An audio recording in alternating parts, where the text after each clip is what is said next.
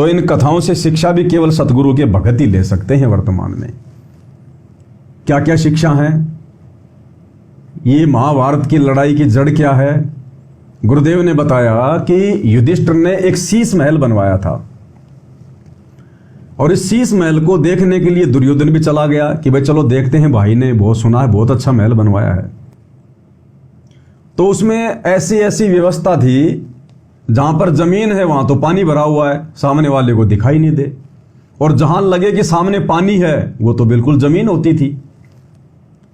तो ऐसे ही वो धोखा खा गया दुर्योधन और पानी में गिर गया, जमीन समझकर पानी में गिर गया।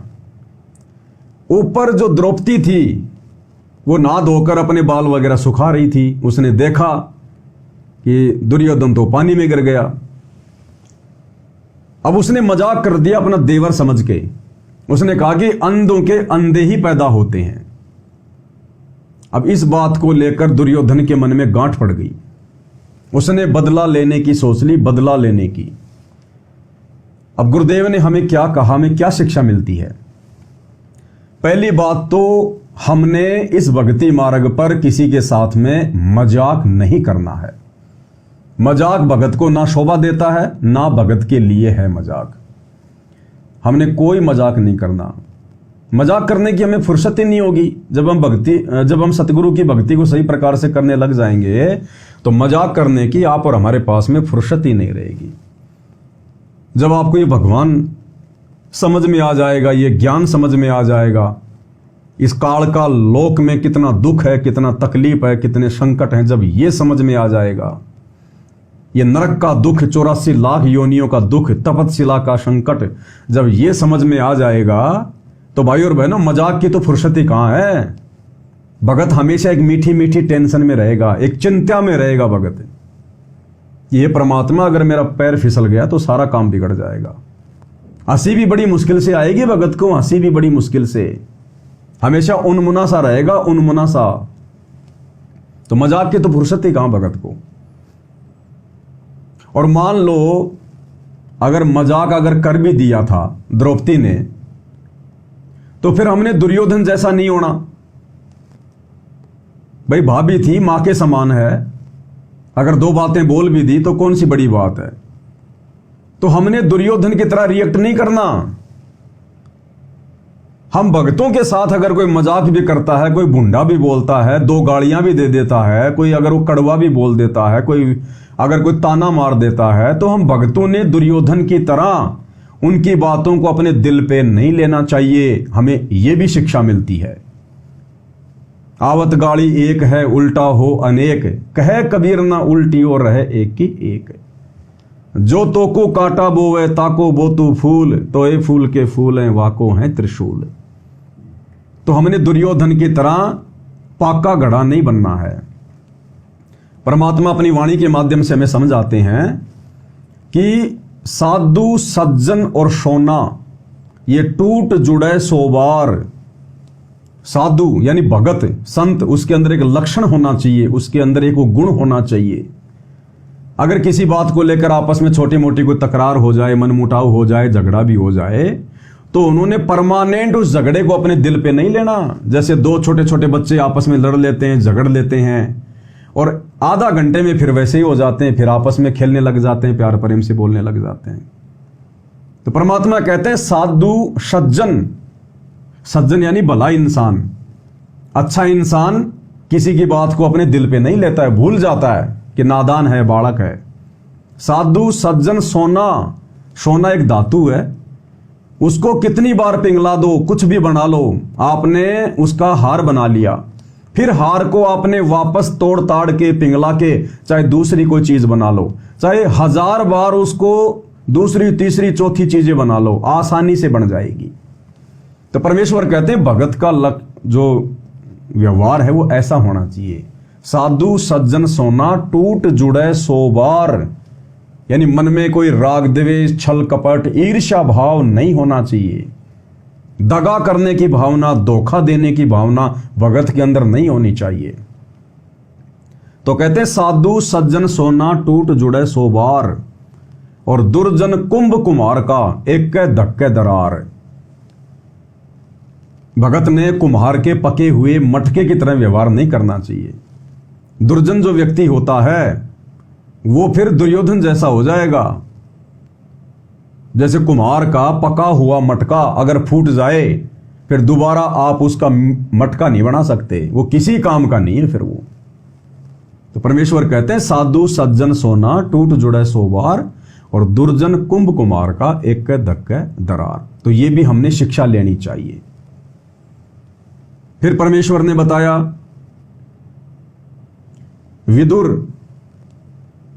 विदुर भक्ति बीज था, परमात्मा की आत्मा थी। जिस समय द्रौपदी को नंगा करने की कुचेष्टा की जा रही थी दुर्योधन के कहने पर, दुशासन के द्वारा, तो किसी ने विरोध नहीं किया। द्रौपदी ने सबसे प्रार्थना करी। केवल एक भक्ति बीज बताया परमात्मा ने। विदुर ने उसी समय खड़े होकर कहा कि रे नालायको, तुम क्या कर रहे हो? तुम आपस में काका ताऊ, काका चाचे के बेटा बेटी, एक तुम्हारा खानदान, एक तुम्हारा ये परिवार, और तुम आपस में अपनी इज्जत को उछाल रहे हो। अरे द्रौपदी, तुम्हारी भी तो भाई कुछ लगती होगी। कल को समाज क्या कहेगा, देश दुनिया क्या कहेगी, इतिहास तुम्हारे ऊपर थूकेगा। लेकिन वहां पर विदुर की बात नहीं मानी गई, विदुर की पिटाई हुई। उसी समय विदुर ने सभा छोड़ दी और वहां से निकल गया तो वो बच गया, अन्यथा शब का बक्कल उतरा वहां पर, शब का। तो भगत के अंदर विदुर जैसा स्वभाव होना चाहिए। या तो कहीं जाओ मत, कहीं बैठो मत, और अगर कोई बात हो जाती है तो फिर दो शब्दों में कहो कि भाई ऐसी ऐसी बात है, ये गलत है, ये सही है, नियम तो ये कहता, भाई बात तो ये है। और फिर यदि आपकी बात को वैल्यू नहीं दी जाती है, महत्व नहीं दिया जाता है, फिर वहां नहीं बैठना चाहिए। परमात्मा कहते हैं तुरंत वहां से उठ के चल दो भाई, अन्यथा फिर तुम दोषी बनोगे परमात्मा के। जैसे भीष्म पितामह परमात्मा का दोषी बन गया, जो गुरु था उनका वो दोषी बन गया, जो कर्ण था वो दोषी बन गया, और वो द्रोणाचार्य जो उनका गुरु था वो दोषी बन गया। और अंत में देखो किस प्रकार दुर्गति से उनकी मृत्यु हुई, दुर्गति से। और एक सबसे बड़ी शिक्षा क्या मिलती है हमें?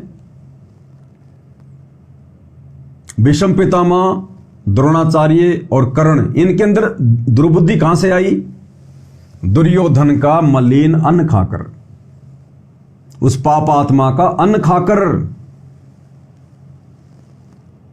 तो हम भगत भाई बहनों ने सतगुरु के शरण में आने के बाद, सतभक्ति लेने के बाद, हमने अनुपदेशी के यहां पर बिल्कुल भी भोजन पानी नहीं करना चाहिए। वो चाहे हमारा आड़ोसी पाड़ोसी हो, चाहे रिश्तेदार हो, चाहे कोई जीवी हो।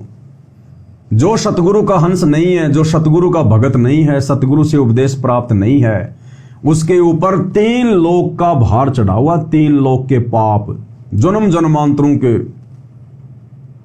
और यदि हम उसके घर का अन्न खाएंगे, जल पिएंगे, तो फिर हम उसके पाप कर्मों में हिस्सेदार बनेंगे, और फिर हमारे अंदर भी वही कुबुद्धि, वही विचार उत्पन्न होने शुरू हो जाएंगे। गरीब ईश्वर पद से मरहम नाही। अब कहते हैं मांगने वाले को कितना पाप लगे कि जो परमात्मा से जुड़ी हुई भक्त आत्माएं नहीं से, उनके भोजन खाणते भी पाप लगता है, नरक में जाता है। अब हम अपने सेवका का रोटी उसका भोजन पाते हैं जो हमारे उपदेशी हो चुके हैं ईश्वर के। कहते हैं गरीब ईश्वर पद से मरम नाही गरही आन उपासी, जाकी भिक्षा संत न खावे पड़े काल की फांसी। संत ने अनुपदेशी बिना भगवान का नाम लिए हुए जीव का तो रोटी भी नहीं खानी चाहिए, वो भी उसका भोग भोगना पड़ता है। तो इस महाभारत से हमें बहुत सारी शिक्षाएं मिलती हैं गुरुदेव भगवान के आशीर्वाद से। अन्यथा सतगुरु की शरण में आए बिना इन ग्रंथों को चाहे कितना ही पढ़ लो, चाहे रामायण को पढ़ लो, चाहे महाभारत को पढ़ लो, चाहे भागवत को पढ़ लो, किसी इंसान को कोई सद्बुद्धि नहीं आ सकती। अब देख लो ना, पूरी दुनिया पढ़ रही है, इतने कथाकार हो रहे हैं, एक से एक बढ़ के वो कलाकार हैं, दिन रात पाठ करते हैं। है किसी पे कोई असर? किसी के विषय विकारों पे कोई कंट्रोल है? बिल्कुल नहीं है। सद्बुद्धि है किसी को? कोई सद्बुद्धि नहीं है। तो भाई और बहनों, ये सद्बुद्धि भी सतगुरु की शरण में आने के बाद और सतगुरु अपना आशीर्वाद देकर हमारा ज्ञान योग खोलता है, तब हमें उनके प्रवचन समझ में आते हैं। अन्यथा इतने सारे टीवी चैनल पर सतगुरु के प्रवचन चल रहे हैं, घर घर में सतगुरु की पुस्तकें पहुंच चुकी है, लोग उनको पढ़ भी रहे हैं, देख भी रहे हैं, बुद्धि क्यों नहीं आ रही उनको सतगुरु से जुड़ने की प्रेरणा क्यों नहीं हो रही? क्योंकि भाई और बहनों, उनके ऊपर वो विशेष रजा, विशेष मेहर गुरुदेव भगवान की नहीं है, जो आप और हमारे ऊपर समय रहते हो चुकी है। तो हमने इसका भरपूर फायदा उठाते हुए भक्ति मार्ग पर आगे की ओर बढ़ना है।